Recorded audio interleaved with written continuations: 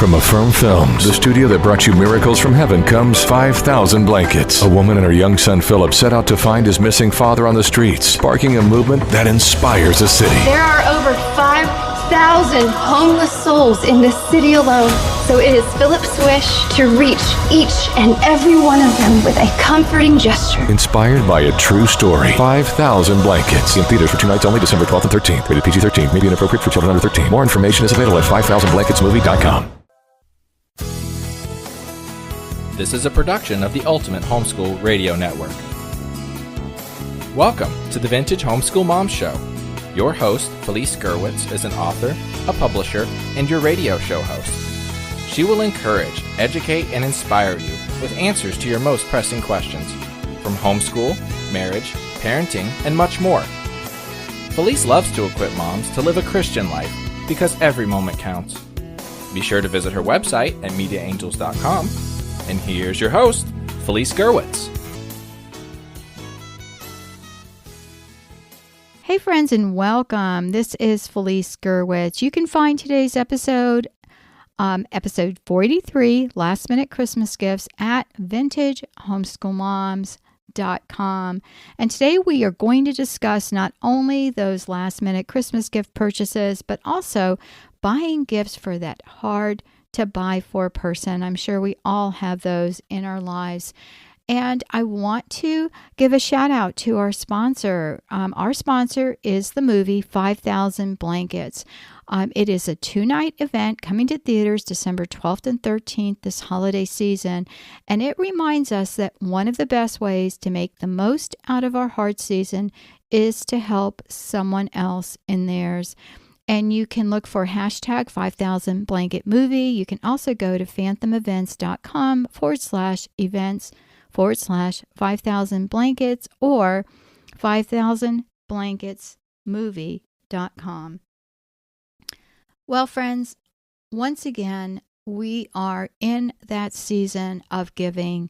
And I have found that personal gifts are difficult to buy for, but my best buying tip is to think about the things that people can enjoy eating, and also think about some of the things that you have heard people say through the years that that you've jotted down or can remember.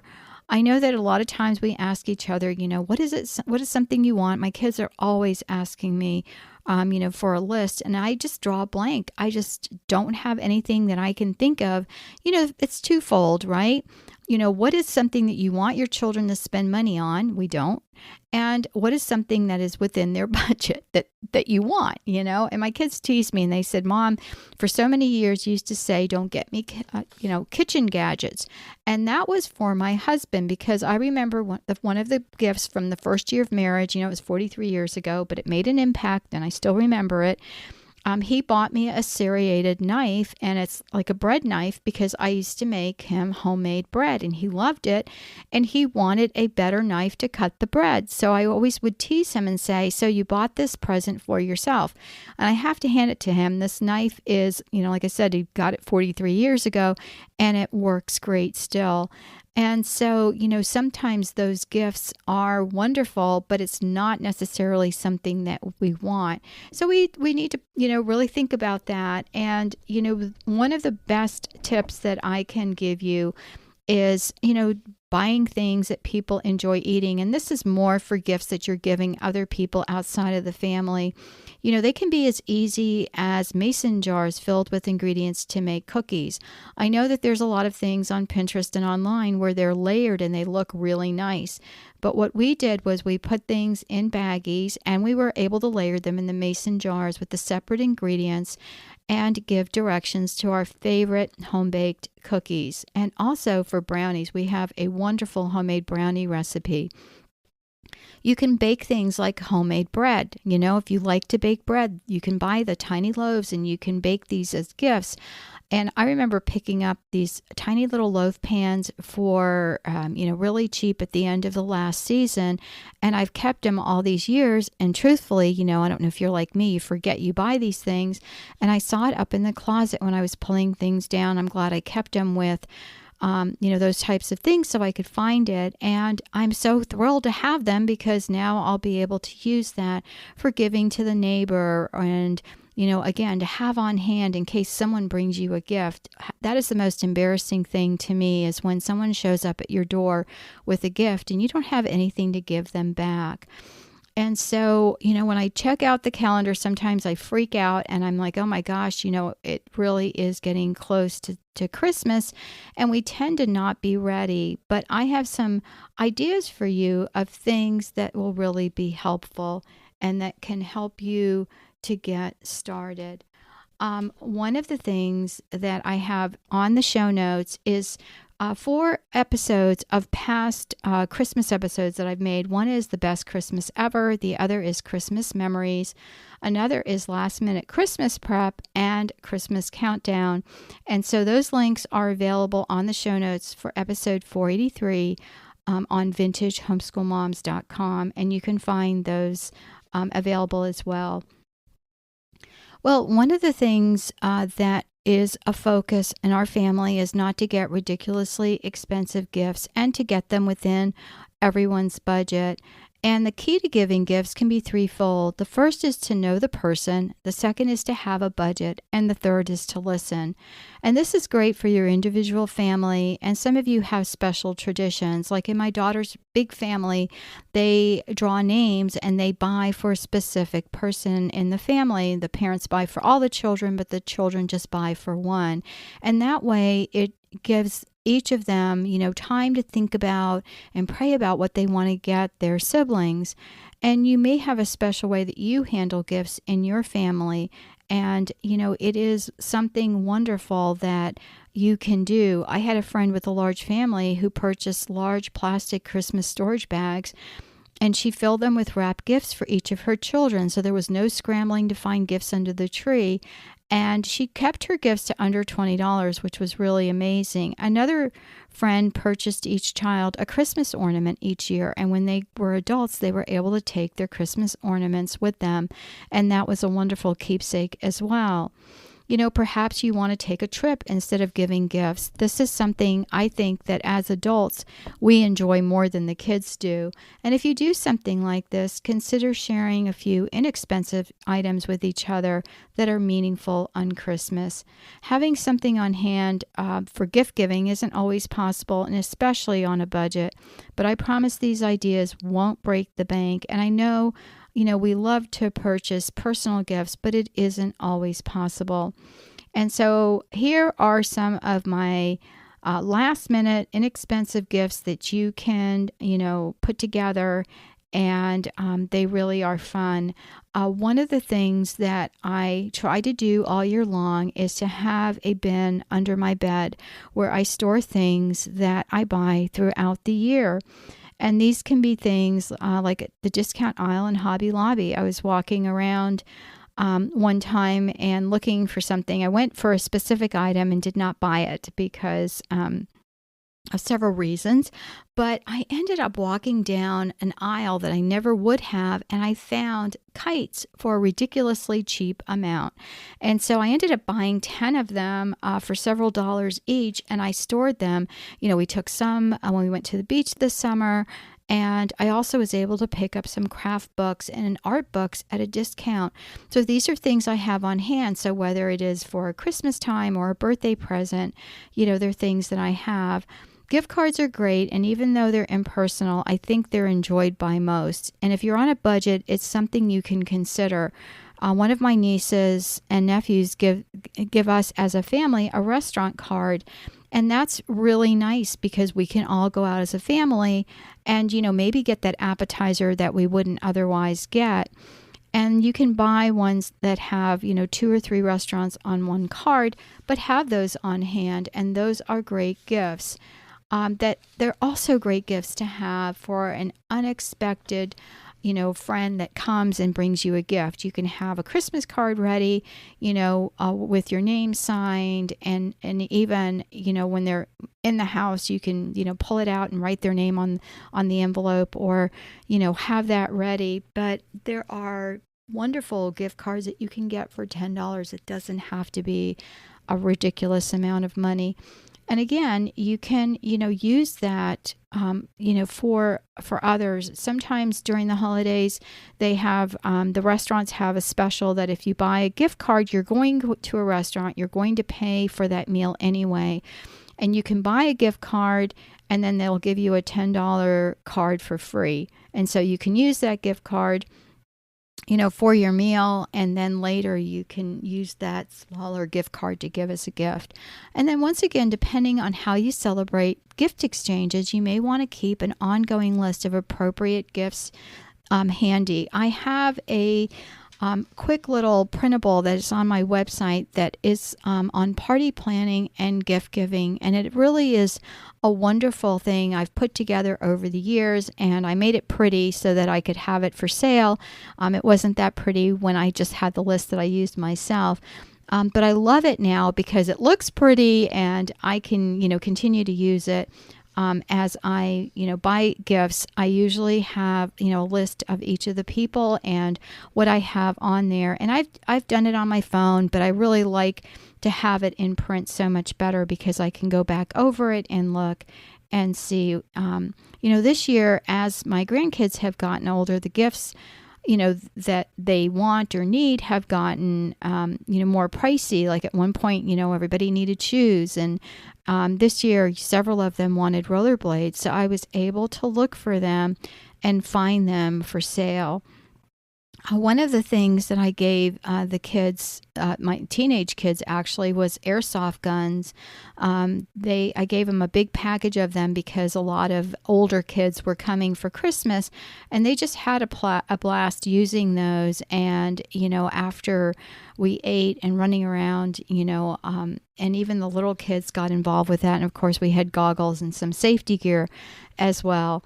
One of a favorite small little gifts was a Rubik Cube. I gave that to my son in his stocking, and he ended up taking it with him when he was in high school. He homeschooled, but he played on a Christian school baseball team, and he would take it with him. Everybody's on their phones when they're going on away trips in the bus, and there's Mike on his Rubik Cube, and he came home just smiling and saying, well, I started a trend because the kids were all trying to do his, instead of being glued to their phones.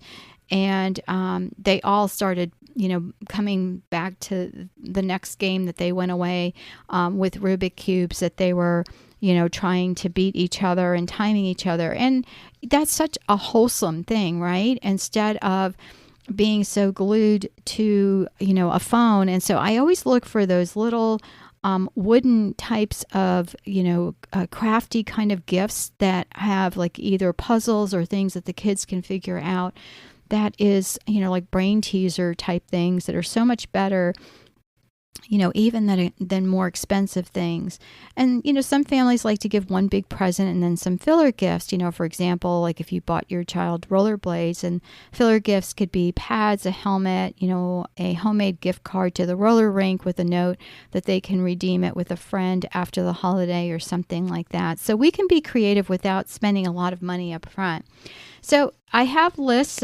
These, if you're in the car listening to this podcast, they are on the website, so you don't need to jot these down. So you can just go over to Vintage Homeschool Moms and look for episode 483, where you can find, all of these lists. But I'll just read through these lists quickly. There's one for kids and then one for adults, and then smaller gifts that you can have on hand. So for kids, a book on how to make paper airplanes with a small pack of colored heavyweight paper, a craft or drawing book with smaller gift cards for supplies. One time I bought them a craft book. It was a small little book that was waterproof. My daughter took classes in college, and one of the things that they had to get on their list was these waterproof books. Of course, I'd never seen them before and fell in love with them. They were so expensive back then, and now they've become, more affordable. And the kids love the idea of a book of paper that won't, even if it gets wet, you can use it. Another is watercolor pencils and a pad of blank paper. Yarn and crafts, including something, that they can make. gift cards, as I shared with you, Christmas ornaments that are special. My daughter had Christmas ornaments that were, softball related, or she loved s'mores and marshmallows, and one of her friends gave her this marshmallow s'more ornament. And I was really happy when, she moved to her apartment in another town, because she's a teacher and a coach there. And she took all of what I called her really tacky ornaments that she loved with her. But that's something that the kids love, and they're keepsakes. Another is slingshots. I cannot tell you the number of slingshots my husband has made or we have purchased. At one point, he was making these rubber band guns that are really easy to make. You can find all kinds of, how-tos online. And if you go, you cannot take anything from a construction site. I just want to warn you, it's actually a felony if you do that. It's stealing. But if you go when people are there and ask for scraps of wood, they can give you some, and you can pick up all kinds of wood that they're throwing away for free with their permission. And then you can make different gifts with that. Again, the Rubik's Cube or some kind of brain, type of activity. Those are fun. Origami books and paper and binoculars. So these are all things that I've purchased for my kids over the years. In fact, I just purchased binoculars for one of the grandkids for their birthday with some other more pricey gifts, and that was one of his favorite gifts. So you never know with kids. For adults, you can get them plants. I may have shared with you in past episodes that I received a gift of rose bushes from my husband when I prohibited him from getting me roses, because that is, of course, we love roses, but they don't last very long. And they're so expensive. So I, said to him, you cannot buy me roses anymore. They're so, they just don't last, even though I love them. So for Mother's Day, he bought me rose bushes that lasted for so many years till they died off. And then my son bought me some rose bushes for Mother's Day, and they're actually miniature roses. They are so pretty. And yes, they don't last, but 2 or 3 days, but they're so wonderful to just go pick and to have in the home. Decorative towels is another gift that I never buy myself, but I love it. Love to have that kind of thing. Recipes and recipe cards. These can be cheap that you decorate. I'm giving some of my nieces recipe books this year with some of the family recipes. Cutting boards is another wonderful gift you can give with, a nice slice of cheese, or, a gift card to, someplace that sells cheese. Again, gift cards are wonderful. Christmas ornaments, framed family pictures, homemade trail mix in decorative mason jars. We used to do this every year for my son-in-law, and he used to take it to work and loved it. Homemade breads such as pumpkin. You can bake these. Right now I have a freezer full of them, and you can use them as gifts. And also regifting. So you may have received something that is really nice and you don't want to get rid of it, but just write down who gave you that gift so that you're not regifting it back to the person who gave you the gift. Other smaller gifts that I have on hand, when especially when my kids were little, and now for the grandkids, is that have been great hits, and one of them is parachutes. Now, we have stairs, and there is a place where the kids can throw things down the stairs, and I finally found parachutes that don't tangle, and they have fabric for the chute part of them, and I bought a bunch of them. So I had them on hand, but I remember giving them to the grandkids, my one grandson who was little, and I gave him 2 packs of 3. And yes, there's 8 kids, but the older kids were fine sharing and not doing it. The teenagers sometimes get into it too. But that was, even, like I said, more fun than the more pricey gifts. And the other is airplanes, the kind that are quick to put together and that you can fly. I had so many leftover airplanes. I ended up sending a care package to my son and daughter in college, and ended up adding some of those planes, and they were sending me videos of the contest that they were having with their friends, trying to fly the planes the fastest and that kind of thing. Glow sticks I keep on hand, and those are gifts that I give the kids as they're leaving. You have to be careful with little ones because they will try to bite the little plastic. It's non-toxic, and all that will happen is the glowing liquid will get on their clothes and then they'll sparkle on the way out. But it only lasts for a short period of time, like maybe 4 hours, but it's a fun thing to give the kids as they're leaving. And also bubbles. Bubbles are a great gift. And then at Cracker Barrel, there are so many novelty puzzles and games that I keep on hand that I've given as gifts. One more last minute favorite is for those people who are difficult to buy for is to give them, things that they can really make a good use of, such as a gift card or a gift of food. Those are some of the things that we have done over the years. And I found that, I think, oh gosh, I'm just giving somebody homemade bread. But I have found later on, or, I don't make all the cookies I used to make when I used to give them for gifts. But I remember going to my accountant's office, and the CPA was super sweet and very helpful. And so I would bring this big thing of cookies for the entire staff. And when the next year I did that, one of the staff members said, I just wanted you to know that once we tasted the cookies, I won't mention her name, but she took it to her back office and didn't share. So the next year I came with 2 trays of cookies, one for the staff and one for, my CPA. So, you think that, oh my gosh, it's not a great gift and it's not a very expensive gift, but for people that don't bake, that is something that is such a blessing for them. So there you have it. Those are gifts that won't break the bank, but are last minute gifts that will help you keep in the budget and also have a little bit of thought behind them. Take care, God bless, and I will talk to you soon. Bye-bye. Thanks for tuning in to the Vintage Homeschool Mom Show. Visit Felice at MediaAngels.com and TheVintageHomeschoolMoms.com. Vintage Homeschool Moms is a production of the Ultimate Homeschool Radio Network.